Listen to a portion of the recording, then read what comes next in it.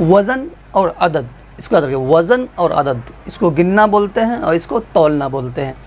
لکھنؤ کا ایک شخص گیا کہیں پنجاب سائڈ میں جہاں اردو اتنی بولی نہیں جاتی تھی، تو ایک ٹھیلے والے سے بولتا ہے، کیونکہ لکھنؤ کی اردو جو ہے بہت مضبوط مانی جاتی ہے، ابھی بھی لکھنؤ کے لوگ بہت اچھے اردو بولتے ہیں۔ تو انہوں نے کہا کہ بھائی یہ کیلے کیسے دیتے ہو، عددن یا وزنن؟ تو کہا بھائی سمجھ میں نہیں آ رہا کیا بول رہے ہو۔ کہا بھائی میں پوچھ رہا ہوں کہ کیلے جو بیچ رہے ہو یہ عددن بیچتے ہو یا وزنن بیچتے ہو؟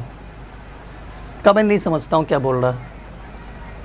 پھر اس نے کہا 4-5 مرتبہ جب پوچھا نہیں سمجھ میں آیا اس کو، تو کہا بھائی یہ نہ عددن بکتا ہے نہ وزنن بکتا ہے، یہ دنادن بکتا ہے، لینا ہے لو ورنہ جاؤ۔